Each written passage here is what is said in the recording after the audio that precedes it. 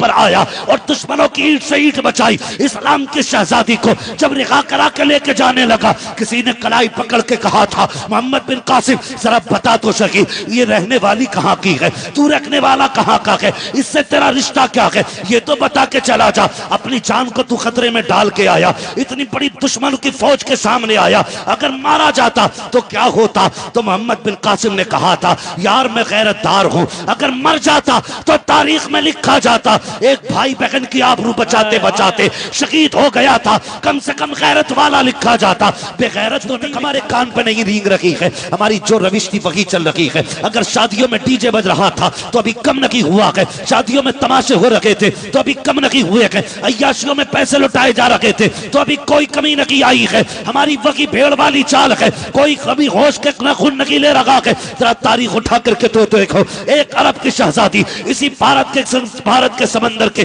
जब किनारे आई थी, कैरों ने उसको दबोच लिया था, कैद खाने में डाला था। अल्लाह अकबर, उस वक्त हज्जाज इब्ने यूसुफ का दौर था, उस वक्त उस बेटी ने कैद खाने के अंदर से एक खत लिखा था और वो खत रोशनाई से नहीं लिखा गया था, बेटी ने अपने खून से लिखा था, हज्जाज इब्ने यूसुफ के नाम लिखा था और लिखने के बाद कहा था, बादशाह के वक्त है तू नहीं जानता है इस्लाम की एक शहजादी खैरों के जंगल में फंस गई है, अगर मेरी आबरू चली गई तो कयामत का दिन तेरे गरेबान पकड़ूंगी, रब की अदालत में लेके आऊंगी और कहूंगी मालिक जिसके हाथ में उम्मत की लगाम थी ये आराम से बैठा रखा और खैरों के हाथ में मेरी इज्जत थी वो लूटते रखे, उस वक्त तक नहीं छोड़ूंगी जब तक बदला नहीं ले लूंगी। अल्लाह अकबर में फर्क पड़ा है, कहां जाके डूब के मर गई खैरत हमारी, मुझे बता तो सकी। कल भी सलामियों पर इस्तकबाल हो रहा था, आज भी दूल्हा का इस्तकबाल हो रहा है, कल भी बेगैरती थी शादियों में, आज भी बेगैरती शादियों के अंदर है। हम कितने बदले के बता तो सकी। कहते गौस का दामन नहीं छोड़ेंगे,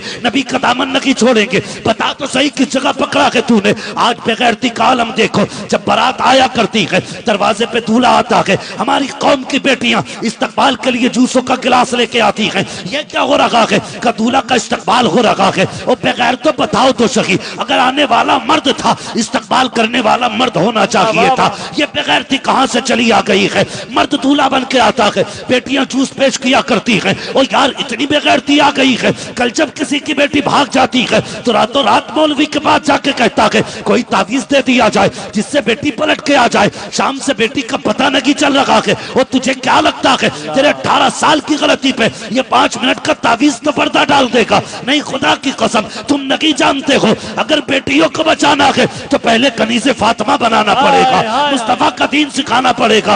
याद रखो डॉक्टर इकबाल ने कहा था कि मोहम्मद से वफा तूने तो गम तेरे है, ये जहां चीज है क्या लो हो कलम तेरे। नारे तकबीर, नारे रिसालत, फैजाने हुजूर अमीन शरीयत। वाह वाह वाह वाह, तवज्जो है ना आप लोगों की? कड़वी लग रही है ना बातें? मेरी तकरीर तबे यार को बेचैन करती है, सबब क्या है वही कहता हूं जो दिल पर गुजरती है। मैं लतीफे सुनाने नहीं आया, दर्द दिल लेके आया हूं। जागना होगा, अल्लाह अल्लाह, उठना होगा हमें। जागो। एक बेटी आई थी, खत लिख दिया उसने, हज्जाज इब्ने यूसुफ ने खत लिया।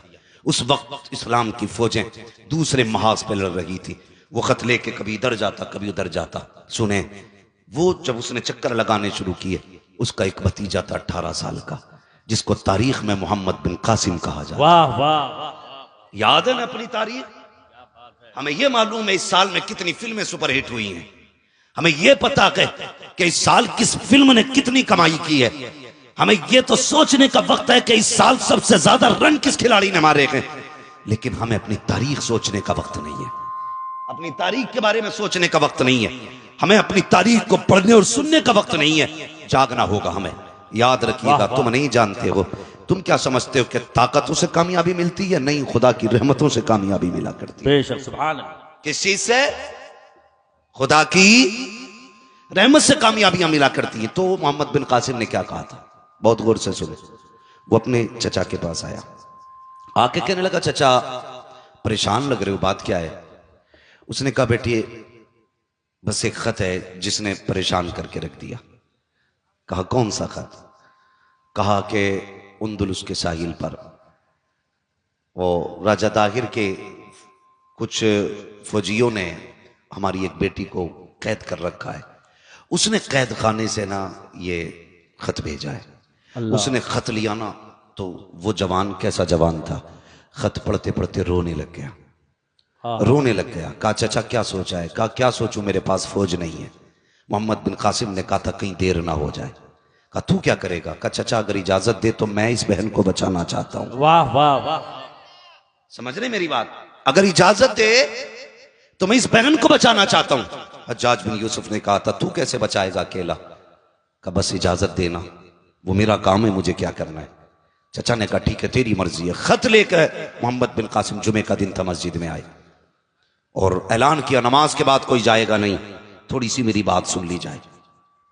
जुमे के दिन मस्जिद के मिंबर से ऐलान होता है ठहर जाइएगा, नमाज के बाद कोई जाएगा नहीं।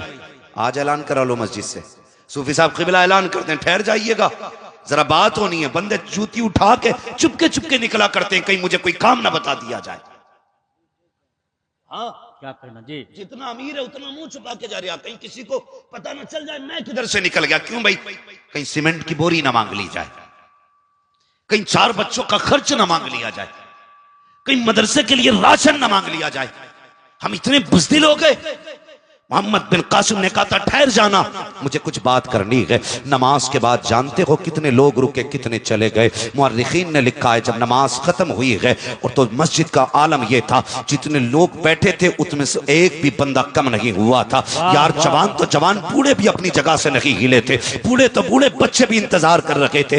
वह कौन सा पैगाम है जो मोहम्मद बिन कासिम देना चाहता है, वह कौन सी बात है जो इस जवान को करनी है। सब इंतजार कर रहे थे। थोड़ी देर गुजरी कि मोहम्मद बिन कासिम मिंबर पे आए। आने के बाद खत पढ़ के सुनाया। अल्लाह अकबर, जैसी खत पढ़ा है कोई आंख ऐसी न थी जो बरस न रही थी, कोई आंसू आंख ऐसी न थी जो आंसुओं से तर न थी। अल्लाह अकबर। मोहम्मद बिन कासिम ने पूरी मस्जिद की तरफ देखा, हर आंख बरस रही थी, हर चेहरा आंसुओं से तर हो चुका था। उसके बाद मोहम्मद बिन कासिम ने कहा था बताओ क्या राय है, मैं बेटी को बचाने के लिए समंदर पार जा रहा हूं, तुम मेरा साथ दोगे कि नहीं? जब इतना कहा था पूरी मस्जिद में चीखो पुकार थी और एक बंदा कह रहा था मोहम्मद बिन कासिम ये न पूछ हम जाएंगे कि नहीं, बस इतना बता दे घर जाने का वक्त है कि नहीं, अगर इजाजत हो तो हम घर जाएं। का क्या करोगे? का अगर तू इजाजत देगा तो तलवारें लेके आएंगे, अगर इतना भी वक्त नहीं है हम खाली हाथ तेरे साथ जाएंगे, समंदरों को पार करेंगे, बेटी को बचा करके लाएंगे।